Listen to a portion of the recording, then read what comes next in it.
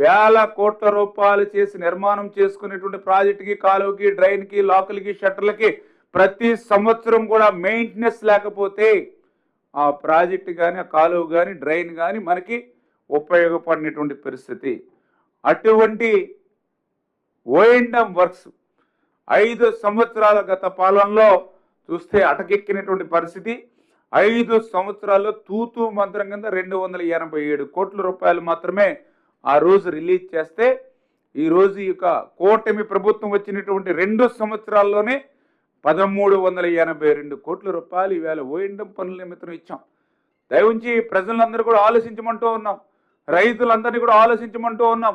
5 సంవత్సరాల్లో 287 కోట్ల రూపాయలు ఓఎండ్ఎం నిమిత్తం వాళ్ళు ఇస్తే, ఈరోజు 2 సంవత్సరాల్లోనే 1382 కోట్ల రూపాయలు ఇచ్చామని అంటే ధ్వంసమైనటువంటి వ్యవస్థల్ని మళ్ళీ మెయింటెనెన్స్ చేసి ఆచరణలో మీకు ఉపయోగపడేటువంటి విధంగా పని చేయడానికి వెంటిలేటర్ మీద ఉన్నటువంటి ఆర్థిక వ్యవస్థ ఉన్నటువంటి స్థితిలో కూడా ఈవేళ ఇంత పెద్ద ఎత్తున ఓఎండ్ఎం నిమిత్తం మీకు పనులు చేపడుతున్నామనే విషయాన్ని కూడా ఈ సందర్భంగా తెలియజేసుకుంటూ, ఇటువంటి ఓఎండ్ఎం పనులు కూడా ఇప్పుడే మీరు చూస్తూ ఉన్నారు.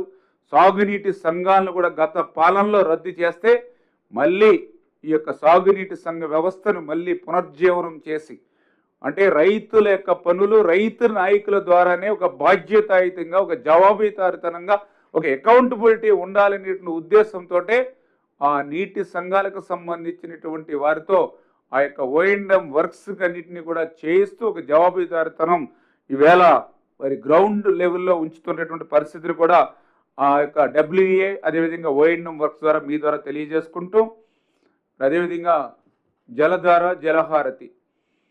ఎందుకంటే మీ అందరికీ తెలుసు, చంద్రబాబు నాయుడు గారు ఎప్పుడు కూడా ఒక ముందు చూపుతో పనిచేసేటువంటి వ్యక్తి. దానికి ఉదాహరణ మొన్న మనం చూసాం పట్టిసీమ. ఆ రోజు పట్టిసీమ ఒట్టిసీమ అన్నాడు.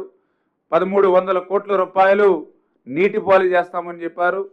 రేపు అధికారంలోకి వస్తే ఆ పట్టిసీమ పంపుల్ని పీకేస్తామని చెప్పాడు ఆనాడు గొడ్డల పార్టీ ప్రభుత్వం. అటువంటి పట్టిసీమే ఈరోజు సూపర్ ఎల్నోవా సమయంలో కూడా సాగునీరు, త్రాగునీరు కొంతమేరైనా అందిస్తుంది, డ్రింకింగ్ వాటర్కైనా కనీసం. మరి అటువంటి ముందు చూపునటువంటి చంద్రబాబు నాయుడు గారు మొన్న ఏప్రిల్ 5వ తేదీన స్టార్ట్ చేశారు జలధార, జలహారతి 100 రోజుల కార్యక్రమం. అంటే ఏదైతే భూమినే ఒక రిజర్వాయర్గా మార్చుకుని ప్రతి నీటి బిందువును ఒడిసిపట్టి భూమిలో రిజర్వ్ చేసుకుని ఆ భూమినే రిజర్వాయర్గా మార్చుకుంటే ఒక్కొక్క సంవత్సరం వర్షాలు తక్కువైనా కూడా కరువు కాటకాల నుంచి గట్టెక్కించాలనే ఉద్దేశం. ఎందుకంటే భూమిలో కనీసం 1 మీటర్ నీళ్లు కనుక పెంచితే 99 టీఎంసీల నీటిని మనం రిజర్వ్ చేయగలుగుతాం అనేటువంటి విధంగా జలధార, జలహారతికి సంబంధించినటువంటి ఆ యొక్క కార్యక్రమంలో 3326 పనులు, 3326 కోట్ల రూపాయలు మరి ఆ యొక్క జలధార, జలహారతికి మనం ఇచ్చినటువంటి పరిస్థితి. దగ్గర 77,474 పనులకి మనం అనుమతి ఇచ్చాం. అందులో ఆల్రెడీ 76,446 అంటే 99% పనుల్ని ఈ జలధార, జలహారతి కార్యక్రమంలో విత్ ఇన్ 100 డేస్లో మరి వీటిని కంప్లీట్ చేయగలిగామనంటే ఇది ఈ 2 ఇయర్స్లో, ఈ 100 డేస్లో ఈ ఇరిగేషన్ యొక్క ప్రోగ్రెస్ అనే విషయాన్ని కూడా ఈ సందర్భంగా తెలియజేసుకుంటూ, అదేవిధంగా ముఖ్యంగా డ్యామ్లు, ఎందుకంటే ప్రాజెక్టులు ఈవేళ మనందరికీ ఒక భద్రత, ఈ ప్రాజెక్టులే మనందరికీ ఒక భరోసా. అటువంటి ప్రాజెక్టులు, అటువంటి డ్యాములు ఆ రోజు మీరు చూశారు 2019, 2024 సంవత్సరంలో మీరందరూ కూడా చూశారు.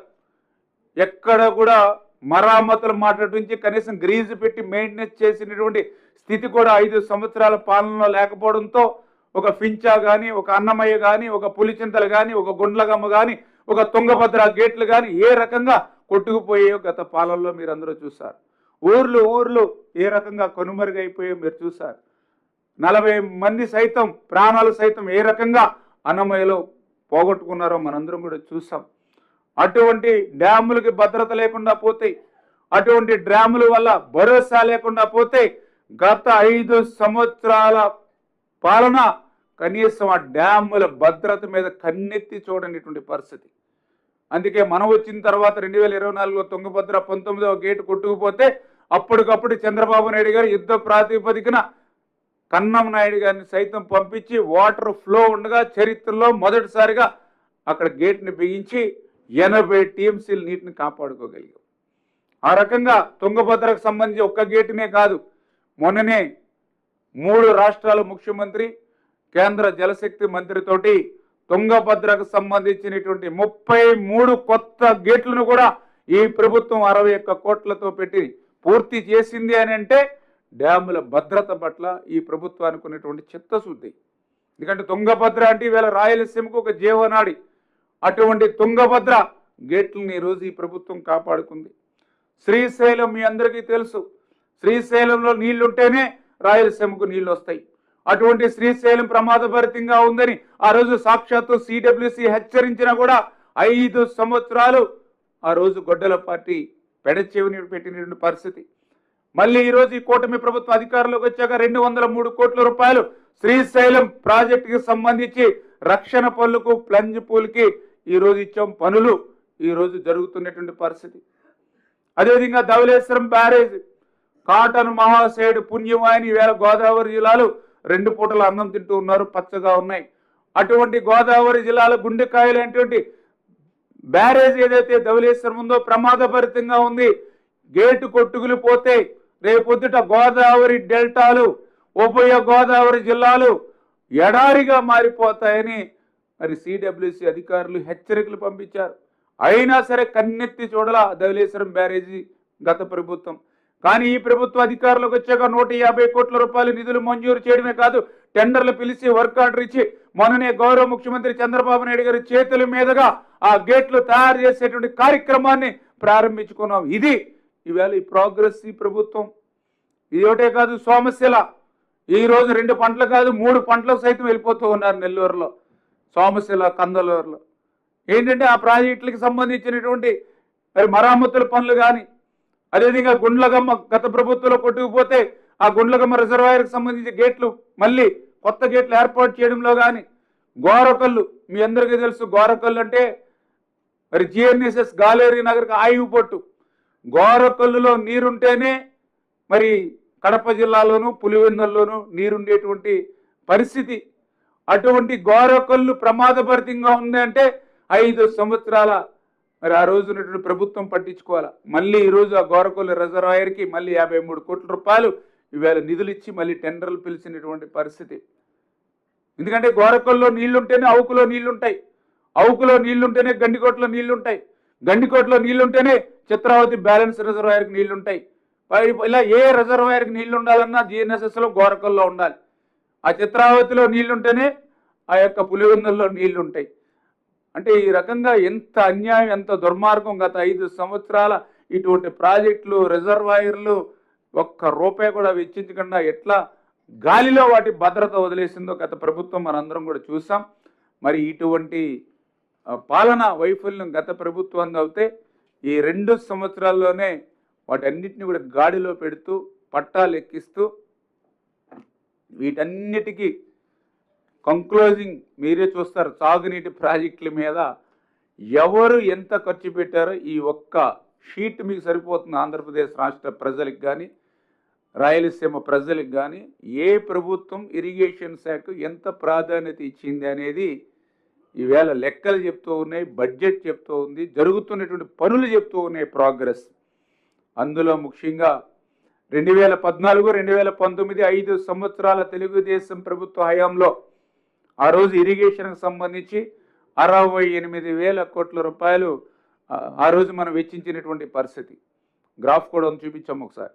68,000 కోట్లు. ఇప్పుడే చూడండి, గ్రాఫ్ చూసుకుంటే మీకు చాలా క్లియర్గా అర్థమవుతూ ఉన్నటువంటి పరిస్థితి. ఒక్కసారి ఆ గ్రాఫ్ చూస్తే ఆ రోజు 2014, 2019 5 సంవత్సరాల్లో 68,000 కోట్ల రూపాయలు మేము ఇరిగేషన్ రంగానికి వెచ్చించాం. అదే 2019, 2024 5 సంవత్సరాల్లో ఇరిగేషన్కి వెచ్చించింది వైసీపీ హయాంలో 32,000 కోట్ల రూపాయలు. ఎంత డిఫరెన్సో చూడండి. ఇక్కడ ఇంకొక విషయాన్ని చాలా క్లియర్గా అర్థం చేసుకోవాలి మా మీడియా మిత్రులు కూడా, ప్రజలు కూడా. ఆ రోజు 14, 19 5 సంవత్సరాల్లో దగ్గర 7 లక్షల కోట్ల బడ్జెట్ మాది. 7 లక్షల కోట్ల బడ్జెట్ ఉంటే 68,000 ఇరిగేషన్కి ఇచ్చాం. నాకు తెలుసుండి 19, 24, 5 సంవత్సరాల వైసీపీ పనుల్లో దగ్గర దగ్గర 11 లక్షల కోట్ల బడ్జెట్ 5 ఇయర్స్. 11 లక్షల కోట్ల బడ్జెట్ ఉంటే వాళ్ళు 32,000 కోట్లు పెట్టారు. అంటే ఇక్కడ డిఫరెన్స్ తగ్గించడమే కాదు, మేము బడ్జెట్ తక్కువగా ఉన్నప్పుడు 68,000 కోట్లు పెట్టాం. వాళ్ళకి బడ్జెట్ మా మీద కంటే డబల్ పెరిగితే డబల్ తగ్గించారు. ఇంతకంటే సాక్ష్యాలు ఏం కావాలి? ఇంతకంటే ప్రోగ్రెస్ ఏం చూపించాలి ఇంక ప్రజలకి? పోనీ ఇప్పుడు చూసుకోండి, మళ్ళీ 2 ఇయర్స్ 2024, 26 2 సంవత్సరాలు అయింది. ఈ 2 సంవత్సరాల్లోనే 25,000 కోట్ల రూపాయలు. అప్పుడు ఈ 2 ఇయర్స్లోనే ఈ కూటమి ప్రభుత్వం 25,000 కోట్లు కూడా ఎటువంటి స్థితిలో పెడుతున్నాం? వెంటిలేటర్ మీద ఉన్నటువంటి ఆర్థిక వ్యవస్థను మాకు వారసత్వంగా ఇచ్చినటువంటి స్థితిలో 2 ఇయర్స్లో అసలు ఇరిగేషన్ బతుకుతుందా లేదా, ఈ పోలవరం, యంద్రీనేవా, వెలుగొండ మనం చూస్తామా లేవా అనుకునేటువంటి దశలో మేము అధికారంలోకి వచ్చినటువంటి రోజున 25,000 కోట్ల రూపాయలు 2 ఇయర్స్లో ఇరిగేషన్ రంగానికి ఇచ్చామని అంటే, మరి ఈవేళ ఒక్కసారి ఈ రాష్ట్ర ప్రజలు, ఈ రాష్ట్ర రైతులు ఆలోచన చేయాలని చెప్పి మీ ద్వారా తెలియజేసుకుంటూ